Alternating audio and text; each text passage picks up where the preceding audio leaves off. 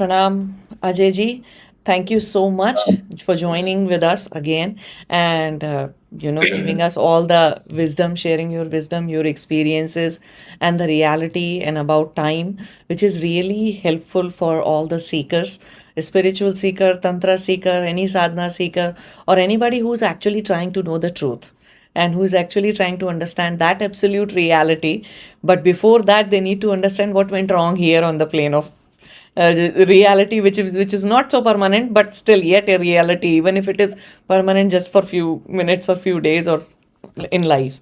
So today, if you would like to start from, how did your journey went from being meeting from the corporate world all the way to Himalayas and doing your tapasya, and what was that experience which brought a shift in you, saying, okay, I quit this corporate and now I do my own sadhana, my own journey, spiritual journey to seek the higher truth?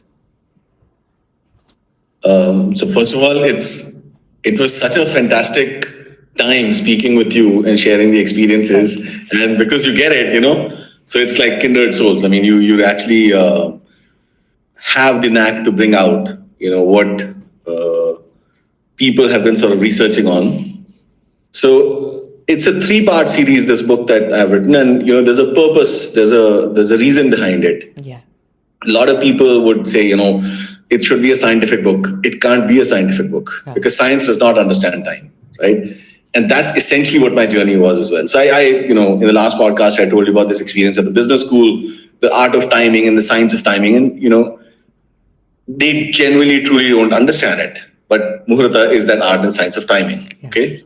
So that is where my, thought sort of clicked that, there's something missing. I need to research. Along that time when I started to research, I came to a point where, and all of us have been sort of in that journey, for the past, I think about 70 to 80 years, or maybe slightly more, when the brainwashing had begun, right? When the education system was sort of tampered with, when, we ourselves started to call our own history mythology, right? But that clicking has to take your own curiosity back to it, because otherwise you're completely brainwashed. Yahan par bhi, a lot of people would say, you're speaking in English, why aren't you speaking in Sanskrit? We're lost in that forest. We need to start speaking and, handhold the people back from there. That is why. So during that journey, when I was doing the research, you can't not look at the Vedas. You can't not look at the Puranas or the Upanishads. When you start reading the texts in Hindi and Sanskrit, right, or in an Indian language, is when you realize those are probably the most scientific documents ever produced. And we anyway address them as Aparashaya. Vedas are Aparashaya. We say that ourselves, right? Because if you were to genuinely look at the expansiveness of this entire literature, it is impossible for a single person or a group of people to have, engineered this whole task. Because there's a method to the madness.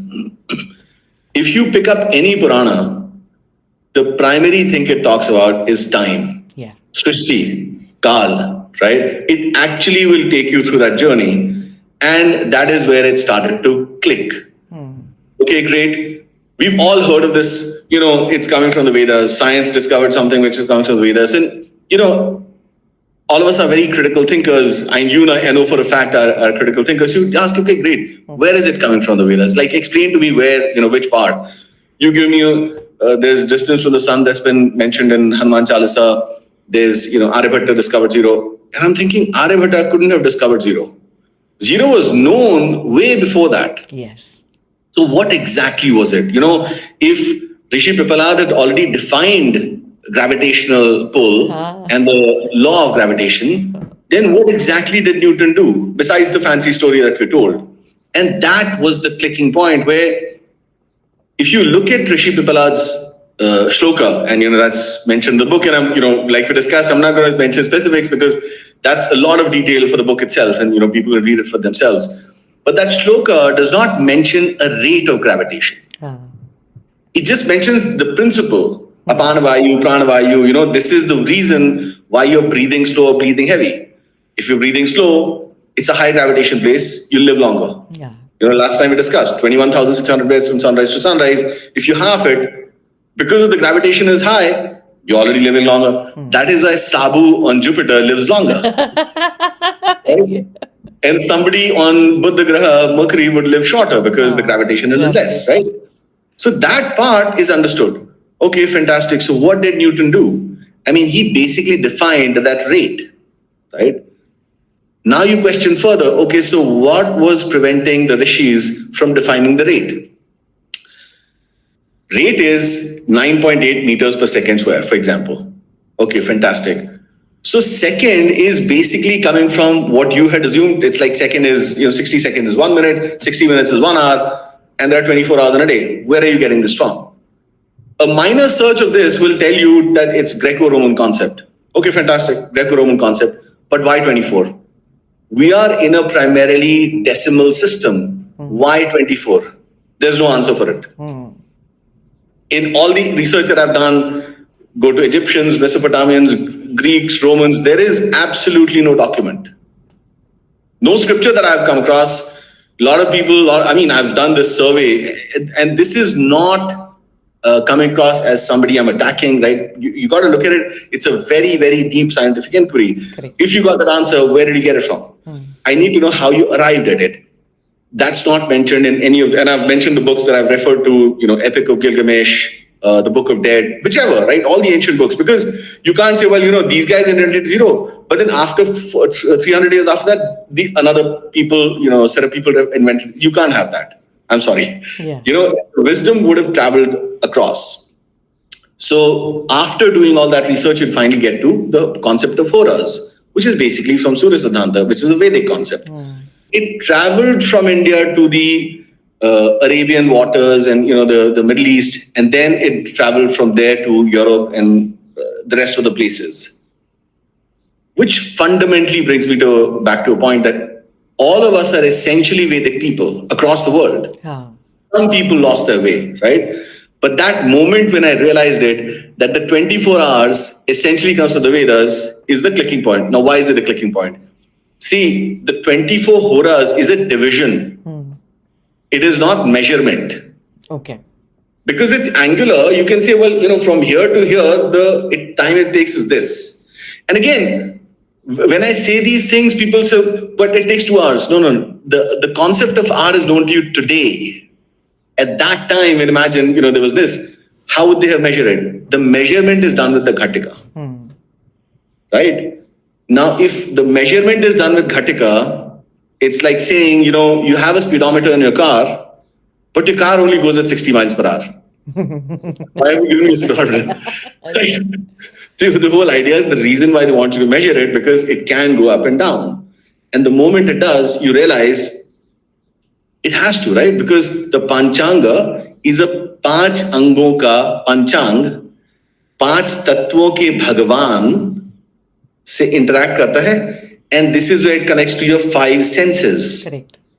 5 ज्ञानेंद्रियां जो हैं, 5 कर्मेंद्रियां जो हैं, it's a very technical thing, right? So when people say, oh, all this is, it's mythical.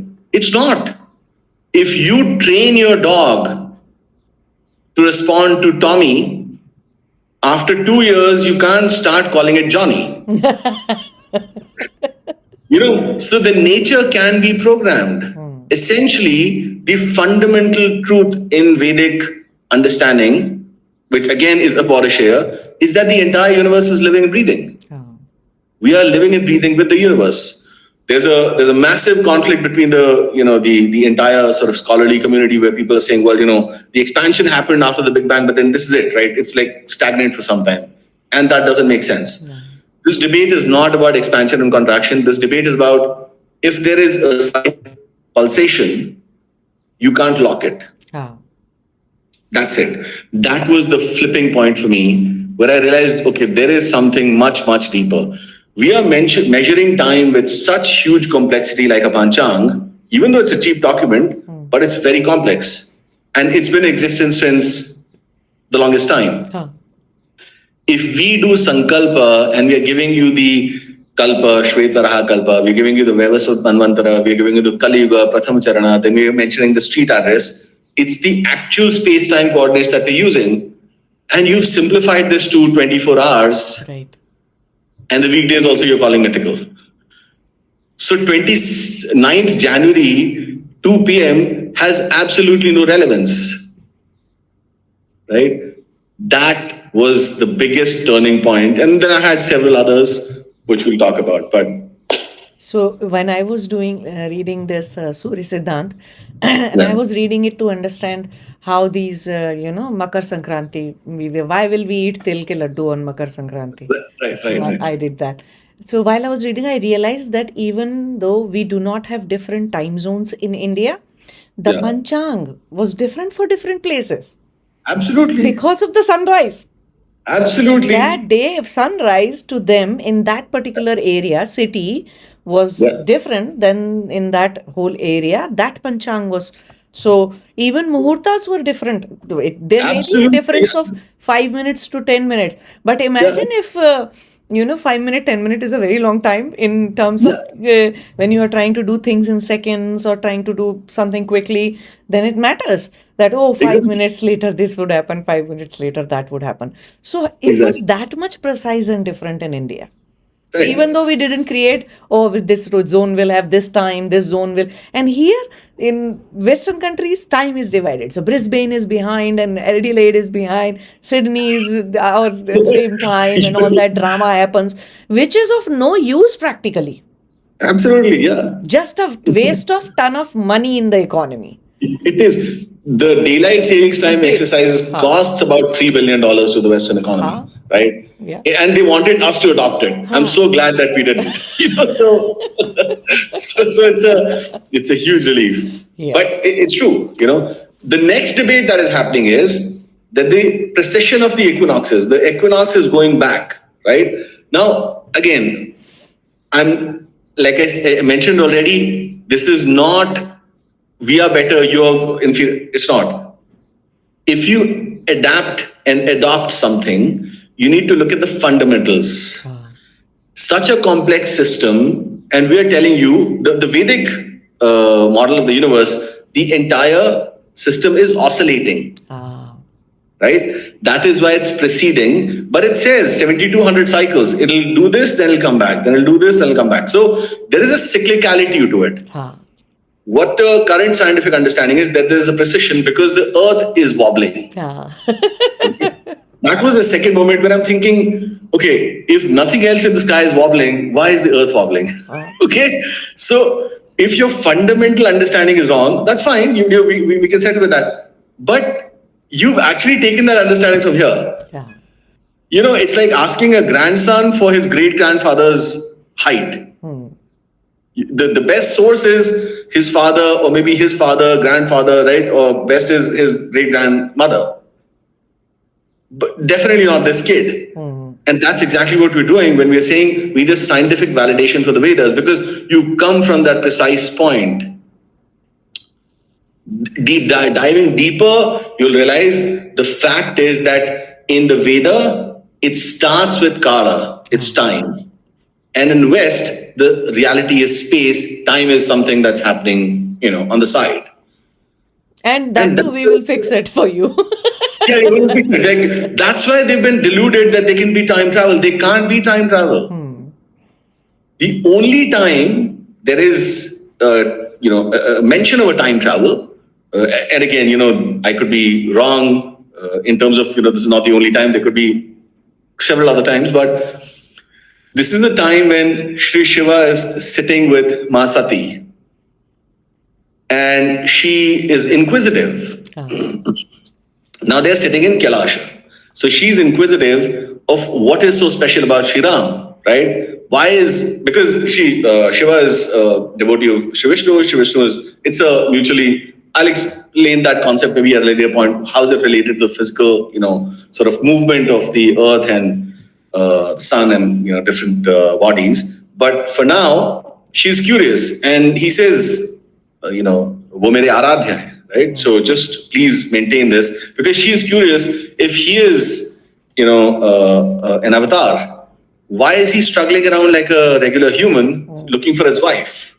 Okay, but when you actually understand the sequence, Sri Shiva and Sati are way before Ramayana is happening.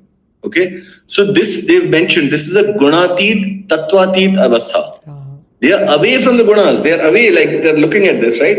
It's very hard for somebody to imagine this, but when you understand it, you're like, okay, great. So basically, they're in a different loka, right? That's the essence of Gayatri, right? Om Bhur Bhuvaha Swaha. The three lokas are within, your body. It starts, and then the seven lokas are basically within the human body.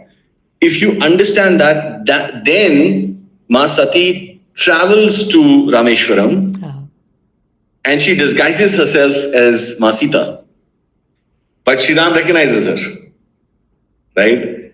And so she's completely floored. She comes back, but then Shiva is, angry with her, and he says, "You're no longer my Vamangani," right? And he puts her on the right side. So that incident is the one, I remember distinctly talking to my Guru Maa about this, and she says, this is time travel, right? Time travel is possible at that level. You can't be doing time travel today because that's the biggest thing, and that's where the whole Ayurvedic treatment that I talked about, right? This is seriously wonderful. So you talk about time not being linear, but cyclical and layered. So how does that shape our understanding of history and future? This is the longest we've actually run with this concept. For the past 500 years, we've literally taken it as gospel truth, and it's not. You're in Australia, I'm in America, somebody else is, let's say, in Sweden. If I give you an address, you say, well, send it to Australia. Well, that's not enough, You need to tell me the city, you need to tell me the address, street, you need to tell me the society, you need to tell me the exact apartment address, even if it's not your room. So it'll have to be the country, the state, the city, street, colony, and then within that colony, let's say 4th floor, 401, first apartment. That's how specific it gets, right? What does the Sankalpa say? Sankalpa gives you Shvet Varaha Kalpa. So it's starting from the Kalpa. In my book, I've actually given a huge diagram of how, what a Kalpa can be envisioned, visualized as. It's not a map of the universe, it's a map of time, how you're experiencing it, right? So you're giving that complex one. You're saying, look, it's not as simple. I can't just say it happened 5,000 years ago because it's a little more complex than that.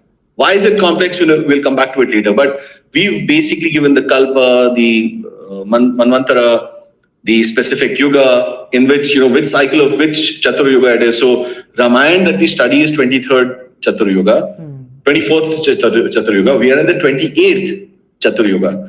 And within 28th, we are in the Kali Yuga. Ramayana happened in 24th Treta Yuga. So the difference between us and them is huge. It's not like you cannot map it linearly. Why and how is details in the book, but this is how we get to it. And now we simplify it to a single digit, which is pretty much across the board. We've done it with, human body. We've done it with lots of things because the fundamental understanding of the West started in the 15th century with the invention of a clock. And they suddenly thought that, great, we've become masters of time. And then they mapped it back to the medical industry. They mapped it back to, once they realized, oh, this is fantastic, right? So for that split second in the universe's life, 500 years in the universe's life is nothing, right? We're looking at 4.32 billion years. Right. 500 years is like a wrinkle in time, right? That moment started with those few years when they invented, they're like, this is it. We've mastered it, right? We can time it. But if it was that perfect, Columbus would have actually arrived in India and not like US. When he wanted to come here, he went there. And then you realize it started to sink into them gradually. But the high was there. They started talking about time travel. They literally started talking about time as they were the ones controlling it, right? And this delusion will take a long time to settle because it's very hard to push somebody and say, look, whatever you believed in is actually wrong. It is so much embedded into the life. Exactly. The life of the common person. We are programmed that way. Yeah, you're adjusting a clock. Can you believe it? So what did we do? All the indigenous cultures rose with the sunrise. Now you're talking about circadian rhythm. Now you're talking about, thoracic breathing. You're talking about, turmeric latte. But the thing is, you're just clawing back in. And this is not a pointing a finger, you are wrong and we are right. Guys, it's time to wake up. Because that battle is lost. And unfortunately, nobody is able to sort of figure that out. If you figure it out, you say, look, everything you're doing is wrong. Like literally everything. The crisis, the sustainability crisis is an outcome of this. So how does this layered and cyclical concept fit into daily life? So this cyclical concept is very simple. When you realize that you are also running in cycles, you can never be perfect. I mean, sometimes on some days you'd be bloated. On some days you'd be like completely, dehydrated. Some days your digestion is fantastic. Some days it's not. Unfortunately, we don't accept that. But we are running for like this 3-monthly medical checkup cycle. You don't need it. I know I'm, pointing a finger at the pharmaceutical industry because they've, like a Jiffy Lube, every 3 months you need to get an oil change, you need to go for a medical checkup. You don't need to go for a medical checkup, right?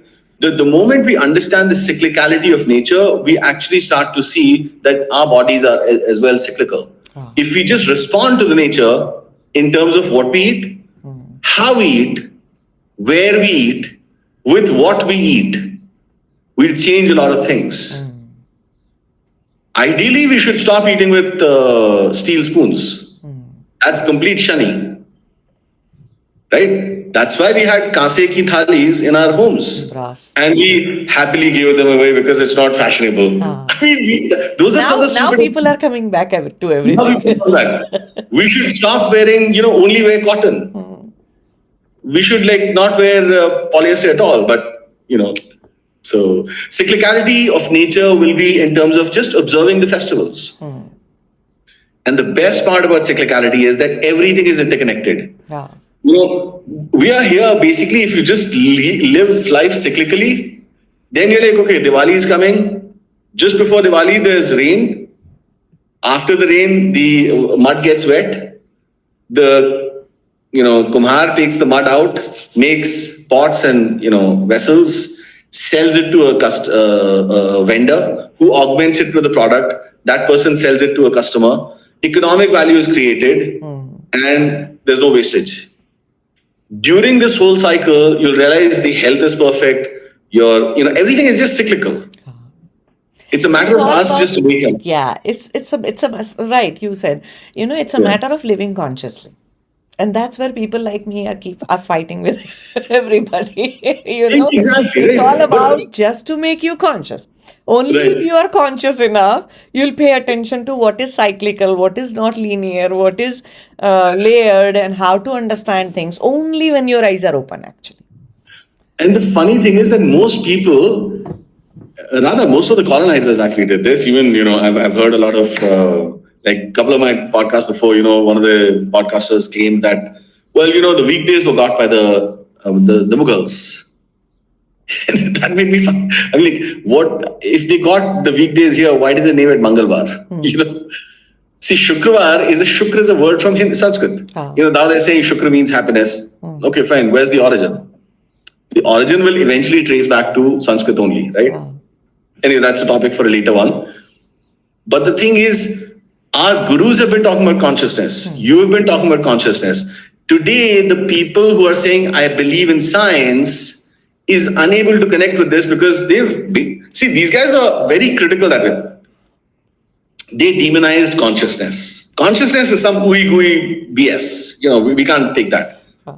Now there is American institutes on consciousness studies. Exactly, because they have to claw back. But that's also because they're unaware. And metaphysical was a word in the scientific community for a very long time was actually a curse word. Yeah. Metaphysical. But now they have to wake up to it. But that waking up will happen at an expense, which is where Bhavishya Malika comes in, and we'll talk about Bhavishya Malika later. Okay. But yeah. So there is I heard that there is a really intriguing story in your book about your encounter with an Ayurveda acharya. Yeah. If you would like to narrate that, Yeah, yeah. what did So you learn that's, from him? of course, I had multiple of these experiences and, aha moments of, oh my God, this is what it is. Some of them were, of course, very practical and, it hits you hard. And I'm glad you asked about this because this is a time when I was, heavily into working out and I was lifting, like there was a lat pull that I was doing and it hurt my back. I heard a clicking sound. And this was, I think, November or some in New York. It was snowing outside or not snowing outside. It was pretty cold. It was snowing actually. So it might be January. And so I heard that clicking and so I thought, just ignored it, went back home, sat down, and, turned on the TV, like watching some show. I got up after half an hour and I tried to get up after half an hour. I just could not get up, right? The pain, excruciating pain in back, straight all the way down to my right leg. So I thought, okay, maybe it's something, a sprain, took a painkiller, went to bed. Next morning, I just couldn't get up from the bed. So somehow I, got my friends, went to a doctor. The doctor said, well, it's, something, gave me a medicine, come back in a week. A week later, the pain is worse. It's just going up and worsening. Weeks turned into months, months turned into years. The pain just wouldn't go away. I mean, there was a point that the insurance providers, along with the doctor, whoever, were like literally asking, so which kind of treatment would you like? Would you like to go to a chiropractor today? Neurologist, a thermal treatment, a massage, whatever, right? I mean, it was like, forget curing it. Your problem is, forget about it. Yeah, don't even diagnose it. I'm like, what exactly is happening? Like, we can't really point out. Okay, and that's fine. It's perfectly okay. So I came back to India during one of those times, and my father said, you've tried all these things. Why don't you go to, the Ayurveda Charya who's right here? He'll see you in the morning at like 7. And if you know Uttarakhand in December, January, again, this is funny because it's all the way down. It's cold. This is in 2001 or even before that. And so I somehow made the effort. I'm like, okay, if the doctors in the, one of the best countries in the world can't cure it, I doubt Ayurveda can cure it. But then, I listened to my dad, went to him. The funny thing is, I'm, parked my car and he could see me from his, the clinic because his door is open. He's able to see me walk through. As I crossed his door, he just nodded like, what happened? And I started to narrate the story in like the 10, 15 feet that I walked to his chair. I narrated it. By the time I got to his chair, he just held my hand and started to, look at the veins, the nerves here. And by the time I was seated next to him, and within just a minute, he did this and he says, okay, get up now. And I got up and the pain is completely gone. Wow. For me, it was like, what, Sashtang Dandavat kiya unko. And then I asked him, what's the fee? And he says, 5 rupees. Wow. There's a chapter dedicated to this Ayurveda Charya. People can, of course, his son is practicing now. The point is, our bodies are interconnected with the working of the universe. We are not independent from it. Yeah. There's many cases, thousands and thousands of cases. There was a time that a very prominent channel's journalist asked me, if this is so good, why aren't they publicizing about this? And I think they completely missed the point. And Ayurveda Charya will never charge you more than 5 to 6 rupees. Right? Now with all these expenses, they've gone to 25 rupees today in 20 years. 50 cents. Imagine a doctor charging 50 cents and fixing you on top of that. That too so quickly without any invasive procedure. There is no invasive procedure. There is nothing, like literally just touching up. All of that costed me all the insurance, above and beyond the insurance, I paid about $20,000. Here, 5 rupees. You tell me, please, And so I've sent so many people to him whenever people get, there are multiple Ayurveda Acharyas like that, and people have got cured. So the point is, I couldn't answer the journalist because how do these people advertise? Who's got the budget? You got to finally get the budget. See, pharma is basically, you're getting a curcumin. Never about, for all the Ayurveda charyas, it was never about money, fame, name. They didn't work Because like it was, it's service. It's dharma. service, right? It's dharma. It's basically in line. In fact, all of the things are. When people say milawat hai, whenever you're in the food business, you're basically serving people. If you do milawat, you suffer back. And we've seen enough number of cases, that's. So I think that whole idea of service is very, very important in any kind of a profession. That whole linearity that has come is like, you're successful in life only if you made like maximum amount of money. Okay, we got 50 billionaires, they're all successful, we should all be failures, right? Unless you are 24 hours busy kind of a person, you're no good use to this earth. Exactly. So you're like, okay, great. You're What do I do sitting with my under life? the tree and enjoying your backyard. What kind of a person So fantastic. Yeah. So what was your understanding of timing from this Ayurveda Charya and this incident? How do you relate it to that? So the timing is, of course, a far more deeper concept, but there is obviously, there was a movie that came out, Serendipity, and Serendipity in its own, sort of crude ways tries to highlight that, what has to happen will happen, no matter how hard you try.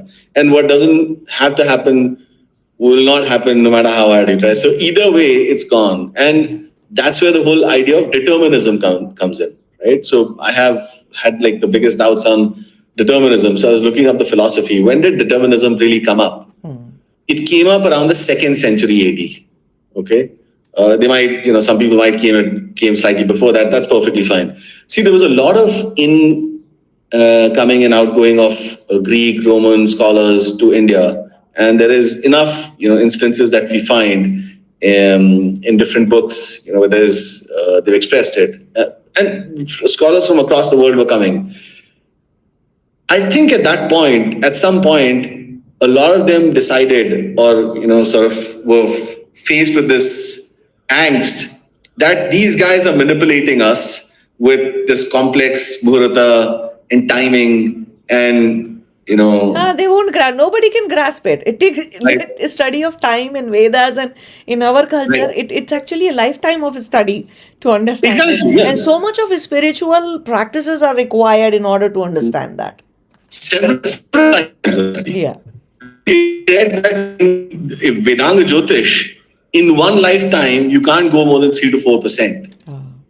So it's a massive ocean. So when you start looking at something limited, most of these people would be like, if whatever has to happen, well, here's a slap. I'll slap you. I mean, that's tiny, it's like the 500 years that I mentioned. When you look at the expansive things, you really are a part of that whole system. There's not much free will that you have. So what can change is through the karma, through the breathing, right? The cyclicality is through our breathing, actually, which is where the 2 words that I always tell people when I ask, what is belief in Sanskrit, and the immediate response is Vishwas. It's not. Belief is founded in love, that I'm feeling something, but I can't necessarily justify it. But Vishwas is V, which is special. Shwas is breathing. The moment I'm tuned in with the breathing, with the universe, it's perfectly fine. Which is why deep breathing is advocated for us. Breathe deep so your stomach goes out, right? Don't try to shrink yourself in, because that is when people are trying to control. The more you tune in, the more expansive you'll get, and with the universe, and you'd be able to actually see things which are, not visible from naked eyes. So that's the Vishwas, and that's the cyclicality. You're able to sort of tune in. And you talk about Gyanmay Kosh, which is from there. Yes, correct. Yeah. So in your book, you talk about Maya being an illusion. Yeah. So how is it, how do we see it? Usually it is considered that it's just an illusion, but in your book, you have tried to explain it now what it is exactly and how it changes our perception about reality. Yeah. This is and the funny thing is, when you hear that all these are mythology, well, none of this is real. But then when you understand the key to reading these Puranas or Upanishads or a Veda then you realize what they were saying is something far more profound than we can even remotely imagine. So the people at that time who've written, right? This is a story I'll narrate from Varaha Purana, right? There's a story where Sri Varaha is interacting with Bhudevi. And Bhudevi says, Prabhu, please tell me what Maya is. And you got to understand now what they're trying to tell you, that from the earthly plane, when we observe the skies, we have a certain perspective. Yes. But you don't really know what it is, right? Because Bhagavad Puran gives you one perspective, Samba Puran gives you another perspective. Okay? But that's for later. So he says, look, I mean, even Shri Shiva and Brahma can't get this concept of Maya. I mean, it's so expansive, it is so deep. There was a Brahmin called Shiv Sharma who once walked in Haridwar. Now, Haridwar at one point was called, it still is called Mayapuri. Okay? Because a lot of these realized masters and rishis used to come there and show their prowess of, the spiritual prowess of how they can create things, right? There's a concept of Indrajal, right? It's like the net of the senses, what people like to call matrix. So what you're seeing is not necessarily what it is. It's actually something different. Like our backgrounds. The background is what, it seems like. But, here you can still make out that there's something changing. What if you could seamlessly just fit into it? Then you wouldn't be able to see, right? So Shiv Sharma is Pandit Shiv Sharma is a devout, Brahmin. He's, in his sadhanas every day. And then, he's propitiating Shri Vishnu. And so when Shri Vishnu gives him darshan, he asks him, what do you want? You want wealth, riches, kingdom, women, whatever you want. He says, Prabhu, all I want to know is the nature of Maya. He says, ask anything. Just don't ask me this. And so he says, well, that's the only thing I want to understand because I've got everything. Aapki kripa mujh pe hai, to mujhe sab kuch mil gaya. Bas mujhe ye samajhna hai. So he says, if that's your only choice, then what can I do? So next time you're in Haridwar, take a dip in Holy Ganga and you'll be able to understand what Maya is. So next time Shiv Sharma goes there and he says, okay, great. He keeps his kamandalu and he takes off his, Angavastra and he goes and takes a dip. As he takes the dip, the moment he's trying to come out, he comes out in a very dark, dingy, smelly place where there's like lots of fluids dripping. And he's wondering to himself, like, what has happened, right? And suddenly he realizes, oh my God, I'm in a uterus of a woman. And so he settles with it. I mean, you can't do anything. I mean, what to do, right? If this is what Shri Vishnu's idea of, showing me Maya is, I don't know what he's trying to. But after some days, he drops on the ground and a woman is born to a Adivasi. Okay? And she grows up, gets married to, so, now Shiv Sharma is a woman. She's born as a girl. She's now a Adivasi, so she's, killing animals, doing all the karmas that, a Brahmin would probably not do. And, after some time gets married to another Adivasi. And, that person then goes and, they live for 50 years.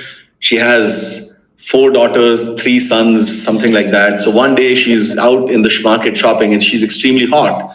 And she decides, why don't I just go and take a dip in the Ganga again?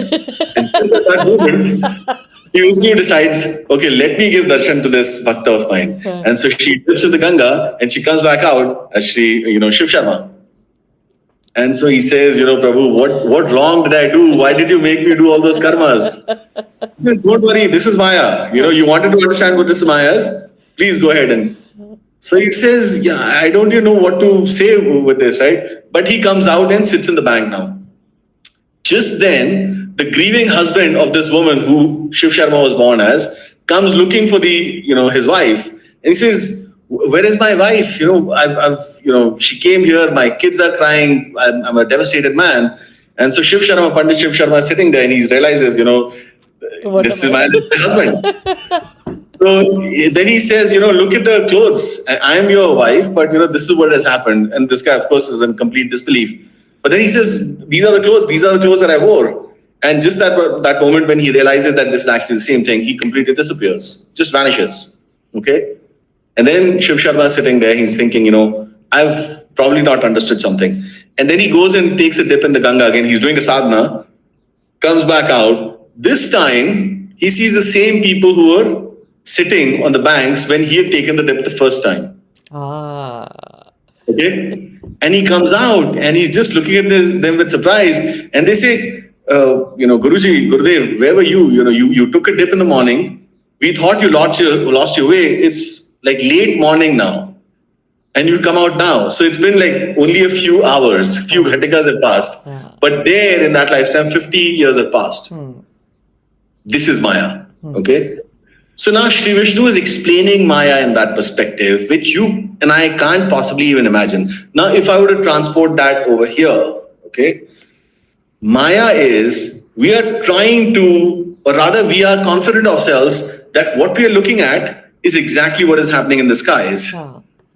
Right? And we've straightened it out. No, my ruler will work here for sure, but it's not. That's the Maya. So what you're seeing necessarily is not what is really happening over there. No.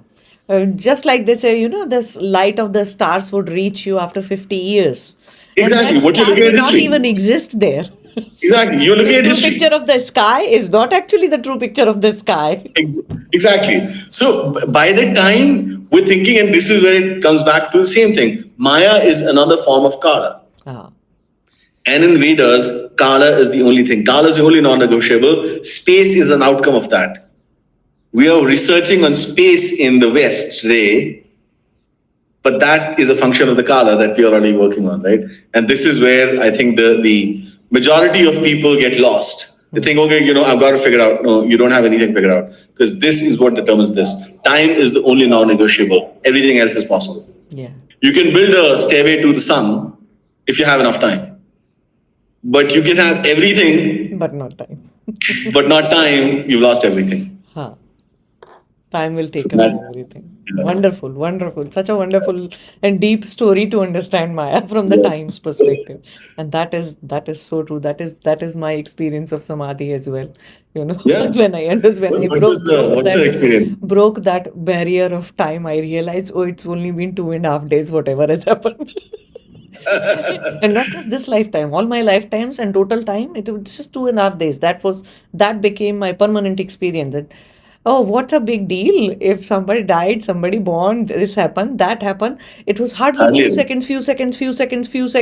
Each lifetime. Total time is just 2.5 days. What am I crying about? Exactly. And even if at that time I thought about me and living as a separate being and being different from Paramatma and away from Paramatma. So then I thought, how a child would cry even if the mother is not visible for an hour. I was like that child, that thinking, for totally. 2.5 days, how can I be separate from Paramatma just for 2.5 days? And I'm crying here, and how many lifetimes I am complaining about it. Crying and complaining about it, that how many lifetimes I have spent. As if that lifetime was so long. When you look at it linearly, only when your tangible perception changes, suddenly you realize, no, the whole story is wrong. So it does take a lot of sadhana, tapasya. It does take really expanded consciousness, and I hope people are able to understand this. One last question that I have from you is, what is the significance of weekdays, and how do they impact us? The names, the planets, the things. This should be an ongoing topic of research for many, many scholars, and I think this is where I think it starts. So the Panchanga, I said, is of 5 tattvas. Right. So weekdays, Var ki Agni hai. Varagni, right? Tithi is Jala, relationships. Okay. The way you're looking at relationships, you're looking at Tithi, right? So whenever people say, Vedic astrology is, this is like Greek astrology, no. There's only Vedic, everything else is an outcome of it. The day we start to accept and understand this, you've arrived, basically, right? And this is not a competition. I would say that all of us are Vedic people, right? So when you understand this, 5 tattvas have to give you 5 aspects of time. Right? So whenever somebody says, no, but there is no mention of weekdays in the Vedas. Well, there is no mention of acceleration in a mathematics book, or it talks about differential calculus, doesn't mean they don't understand acceleration. It's just that the concept of acceleration will be talked about in a separate book, right? And so the Varagini, again, all of these are related to the senses as well. Okay. So the senses, the sense of taste is related to Jala. The sense of sight is related to Agni. You're able to see because of Agni. Okay. Sense of touch is related to Prithvi. Okay. So this way, all the different senses are related to separate tattvas. The weekday is the only one that has been a topic of debate with a lot of people. They're like, we can see the formation of a tithi. We can see, you're calculating the karana this way, yoga this way, nakshatra is also way. Okay, fine, nakshatra is Vayu, accepted. But we don't understand weekdays, and that's why they call it mythical. And that's why, until you dive deeper, if it's Agni, you're able to see because of that Agni, but we've already established that the sense of sight is the most illusionary sight that we have. Illusionary sense. We'd be shown anything and we'd believe it. I mean, forget, we are looking at our own screens. This is the illusion, right? Background is not what it is, but you made it happen. So the Agni can't be seen with naked eye. That's a separate experiment, which again, people will need to read the book, because the weekdays are where the Devatas manifest from, right? There is a separate story of Maharaja Ripunjay that I talked about last time as well, but Maharaja Ripunjay essentially does the exact same thing, what the Russian experiment is, what people are talking about today. He says, I don't need the Devatas, all my Shrama will be the one that will create the wealth. Sure, he can create the wealth, but there's no happiness. When you tune into that weekday, so when they say Mangalwar, go to a Hanumanji temple. Budhwar, go to Brihaspativar, go to a Shiva temple. Right? So we have these weekdays. That's most of the time why markets are closed on Mangalwar. Indian markets, the traditional ones that have been operating. And by the way, the Indian economy thrives on the Panchangam, not on the Western calendar. Correct. Western calendar is just a plug. Salons, barbers are closed on Tuesdays and Thursdays. You know, we don't believe in it. We are open 24. You're only damaging yourself. You don't understand. The universe is giving you that time. Just like settle with it. No, but they're saying 24 hours. So BPO industry, for example, unfortunately, I've been a part of that as well for some time. But BPO industry is like probably the most, unnatural industry to exist.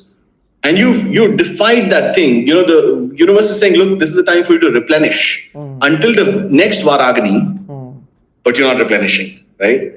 So technically, Saturday, Sunday should not be holidays. Technically, Tuesday should be a holiday, Thursday should be a holiday. Wow. Right? And when you realize the importance of that, ideally, because you're living a dharmic life, every day is a holiday or no day is a holiday. You're thinking that Diwali is a holiday. No, Diwali is just in the cycle of things. It's Diwali, the activity, economic activity is maximum. Yeah, it's not a holiday time. It's like you're working, but you're celebrating. Everybody's very tired after all the Indian festivals. Holi, Diwali. Exactly. Those are the times when we are most active. Yeah. So the weekdays are real. They're fixed. They can't be changed. And for the people who think they can be changed, please go ahead, change them. Let's implement like a country with no weekdays, 1, 2, 3, 4, 5. What do you mean by fixed? When you say fixed, basically you can't say today is Friday, for example. Okay. Today is Thursday. Okay. So according to the planet, according to the Agni, each day is fixed. Exactly. So it is Dev Jupiter, Brihaspati, right? So if it's a Brihaspati, lot of rituals, lots of Tantra rituals, lots of mantra rituals are done on Thursday. So, again, the moment I mention astrology, which is why I always give my entire background, like, guys, I've studied this. That's why I'm saying this. If you see a practical remedy working on a Thursday, you'd find, somebody say, "Aapka guru aapko problem de raha hai." What do? आप Thursday को हल्दी के पानी को लेके केले में अर्पण करो और ओम गुरवे नमः करो. Or you go and serve your guru. Or you go give some meetha to, laddus to your guru. And it'll improve your guru. It's not mythical because those remedies actually work. That is why we give arka to the Surya with haldi in it. Okay? In a tambe ka lota. Tamba is Surya, haldi is Brihaspati. You're automatically tuning in with those yogas that you are not naturally born with. And when you understand that, तिथि की rituals अलग हैं, वार की rituals अलग हैं, नक्षत्र की rituals अलग हैं. That is why when you understand those things in the depth is when you realize if you're born in a certain nakshatra, if you're born in Revati nakshatra, if you do Surya, Rudra Abhishek on that day, it'll be ideal if you do it along with your at your Jyotirling. There's a 12 Jyotirlings which are each in tune with like one of the Rashis. If you do it on that day on your nakshatra, you'll naturally will start feeling much better. These are case studies that we actually experimented with, that you prescribe the exact specific thing. The problem is that people, because they've studied, no, it's a mythical thing. They think it's mythical. I mean, experiment it yourself. Look at it, the way it's happening. Those rituals work and they work like a charm. And the interesting thing in this is weekday, tithi, and spices. All of our rituals are about spices. Which is what the trading was all about. The European colonizers basically came for spice trading. आप मुझसे पूछो भाई spice trading क्यों? आपको वो तब तक नहीं समझ में आता जब तक आप ऋग्वेद नहीं अथर्ववेद नहीं पढ़ते, जब तक आप तांत्रिक rituals नहीं पढ़ते. The reason for demonizing this is this, and we can talk about that, at a later time. But आप ध्यान से देखो, लौंग, इलायची, हल्दी, सौंठ, दालचीनी, तेज पत्ता, यही सारे रिचुअल्स हैं. यही आपके देवी देवता. अभी हमारा I've set up a देवी का चौकी, and उस दिए में इलायची, लौंग, सरसों, काले तिल, यही सब कुछ है. Because the devatas manifest through that. और इसीलिए oh my God, Indian food is so rich of masalas. वो मसालों में ही देवी देवता का वास है. Longevity comes from there, which is why I started the book with longevity. Swami Shivananda doesn't take, protein supplements. भाई वो तो सांस लेके ऊपर नीचे करके अपने जी रहे हैं, 129 साल के हैं, लेकिन आप उसको recognize ही नहीं करते. So the weekday significance is that strong, but that's the most illusive because it's the sense of sight. It's like linked to Agni. अब आप अग्नि से कैसे बताओगे? सूर्य अगर आसमान में है, आप बता ही नहीं सकते वो बाकी के ग्रह मंडल कहाँ है. So there's a physical reality, but there's a spiritual reality which you start to tune in after you get your vishwas, not the belief. I can say, no, I completely trust Ajay. No, please experiment with yourself. Do it. Pranayam karo. After doing those kriyas, you'll actually realize you're completely tuned in. Awesome. Conscious living. Conscious living, yes. Yeah. Wonderful. This is really important to know which days you are aligned for what. Yeah. And if you are not aligned, not tuned in, what can you actually do? Maybe in future we can do some podcast which is really useful for the general public, where you can suggest how, on what days normal people, those who can do this, some generic things just to help them be more conscious. And it's not just about doing a mere ritual, which is a practice where you are not conscious. All the rituals have consciousness in it. Each tattva, each element that we are using has consciousness in it. And we are connecting it to the element of that day, the planet of that day, the things of that day. So you are creating a complete harmony between you and the universe. Right. So we can do another podcast about that. Thank you so much, Ajay. Lovely as always talking to you. Yeah, lovely talking to you. Thank you. Yeah.